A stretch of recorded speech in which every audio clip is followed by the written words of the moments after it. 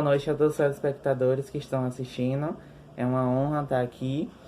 Então, como sabemos, estamos passando, por um período muito difícil, que é o período de pandemia, por conta do novo coronavírus.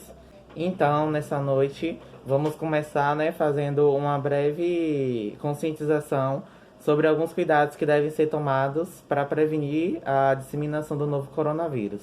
Primeiramente, é o uso da máscara. Sempre que vocês forem sair de casa, use máscara. A máscara salva e é um dos principais meios de combater a infecção pelo coronavírus. Tente ao máximo ficar em casa. Se ao máximo ir às ruas, só vá para fazer o que for essencial e sempre que sair, use a máscara.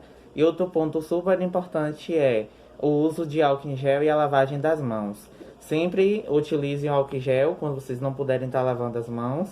Levem uma bisnaguinha assim, portátil, que caiba na bolsa, para estar fazendo a higienização das mãos.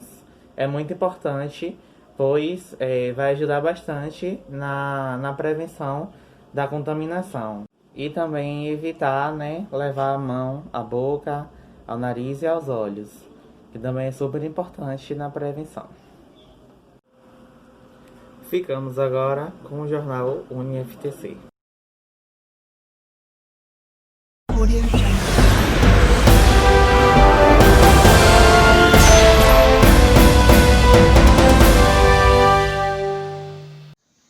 Boa noite. Está começando mais um jornal UniFTC.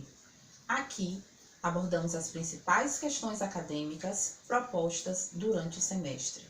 E hoje iremos falar de um dos assuntos mais comentados em nossa plataforma, a coprocultura. Para isso, trouxemos dois especialistas na área, a biomédica Kézia Andrade e o biomédico Gabriel Rocha Pereira. Desde já, eu quero agradecer a presença dos doutores aqui no nosso jornal, onde os senhores vão estar respondendo as principais dúvidas dos internautas na nossa plataforma digital. A primeira pergunta eu direciono à doutora Kézia, vem da internauta Jamile Dias, e ela quer saber o que é coprocultura e quando é utilizada. Boa noite a todos. Bom, a coprocultura é o exame bacteriológico das fezes, utilizado principalmente em caso de irritações gastrointestinais, que é causada por diversos tipos de bactérias. Entre elas existe a Salmonella, a Shigella e a Escherichia coli. Mas isso tudo vai depender do caso clínico do paciente, do que ele está sentindo e por quanto tempo ele apresenta esses determinados sintomas. A segunda pergunta foi feita pelo internauta João Marinho e ele quer saber como é feito o procedimento de coprocultura. São muitos questionamentos na nossa plataforma sobre esse ponto. E eu direciono para você, doutor Gabriel, o que o senhor tem a dizer sobre essa dúvida do internauta?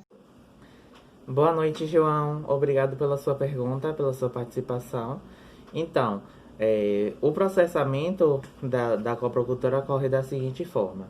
Primeiramente, ocorre a coleta do material assinalizado da amostra e é ideal que essa coleta seja feita na fase aguda do quadro clínico diarreico, antes da antibioterapia, pois a positividade da cultura diminui com o tempo devido à redução dos números de bactérias presentes.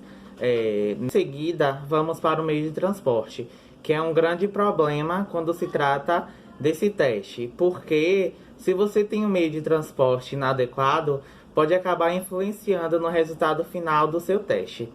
E por se tratar de micro-organismos muito sensíveis, eles são facilmente afetados por fatores externos, alguns micro-organismos externos.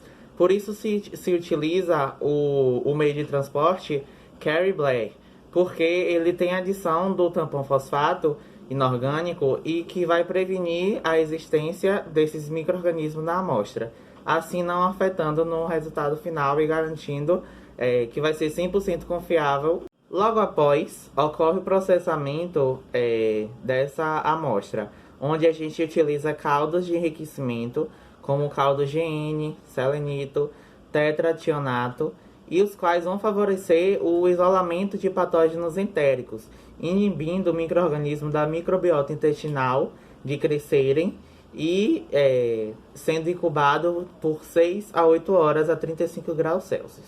Os meios de cultura mais utilizados para esse teste são os meios seletivos e diferenciais, como por exemplo Agar-McConkey, HXLD e HSS. E a utilização desses meios vai depender de quais bactérias suspeita que está infectando o indivíduo. E ademais, é de suma importância fazer anotações sobre como as amostras chegaram ao laboratório. Se elas apresentam muco, se apresentam sangue, entre outros, porque é um pivô que pode ser determinante para qual patógeno esteja acometendo aquele indivíduo. No caso, doutor, tem como a amostra ser inadequada? Se sim, como seria e o que fazer nessa situação? Sim, pode ocorrer dessas fezes serem inadequadas para a realização do teste.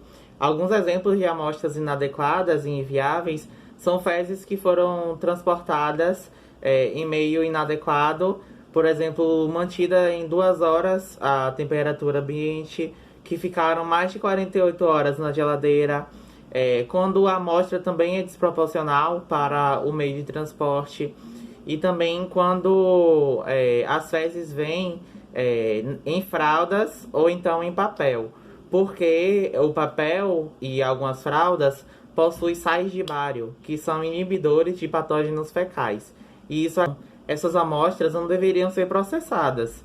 Mas em caso do paciente não ter como refazer a coleta, em virtude de ter feito uso de antibióticos, por exemplo, o mais indicado é que seja feito o processo da acropocultura.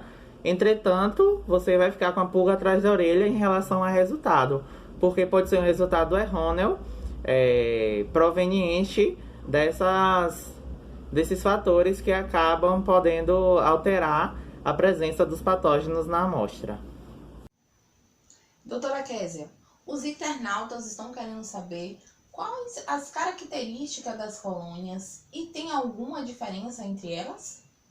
Olha, as características das colônias irão se dar pelo tipo de meio de cultura que é utilizado. Por exemplo, quando utiliza-se o meio Agar-McConkey, a Escherichia coli, a Salmonella e a Shigella apresentam bons crescimentos com colônias brilhantes.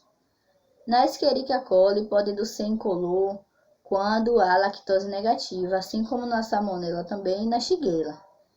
E quando é lactose positiva, apresenta a cor rosas e vermelhadas. E podendo haver ou não precipitados de bile. Já na Salmonella e na Shigella não há precipitados de bile. Outro meio a ser utilizado é o Salmonella Shigella, onde a Escherichia apresenta o crescimento parcial, incolor e colônias brilhantes com sulfeto de hidrogênio negativo. Nesse mesmo meio, a Salmonella e a Shigella apresentam bons crescimentos. Já a Salmonella apresenta sulfeto de hidrogênio positivo e a Shigella sulfeto de hidrogênio negativo, havendo também colônias brilhantes nas duas e incolores. Outro meio utilizado é o meio XLD, onde a Escherichia coli também apresenta um crescimento parcial. E a Salmonella e a Shigella apresentam bons crescimentos. A Escherichia, ela tem a cor amarela nesse meio, com sulfeto de hidrogênio negativo. A Salmonella, por sua vez, apresenta sulfeto de hidrogênio positivo, com cores vermelhas a amarelas, muitas vezes podendo se apresentar totalmente negras ou apenas com centro negro. Já a Shigella, nesse mesmo meio, se apresenta com sulfeto de hidrogênio negativo e com cores vermelhas. Nesse mesmo meio XLD, as bactérias também se apresentam com colônias brilhantes. Outra coisa muito importante de se esclarecer é que a Salmonella paratife, a Salmonella choleraesus, a Salmonella pylori e a Salmonella gallinarum, elas podem se apresentar com colônias vermelhas, mas sem centros negros, semelhante à espécie da bactéria Shigella. Por fim, a última pergunta feita pela internauta Gabi Santos. Ela quer saber quais as vantagens de se fazer a coprocultura. E essa pergunta eu direciono para você, doutor Gabriel. Sabemos que a coprocultura tem um custo um pouco alto, isso é um fato. Porém, o teste é muito preciso nos seus resultados e possui muita qualidade. Então, você visar o custo-benefício, vale muito a pena você estar fazendo esse teste, porque você vai ter uma certeza de quais são os micro-organismos patógenos que estão infectando o paciente. Obrigada, doutora Késia, doutor Gabriel, pela participação aqui no nosso jornal e por esclarecer as dúvidas mais comentadas e frequentes sobre coprocultura. O jornal UniFTC fica por aqui. Uma boa noite e até amanhã.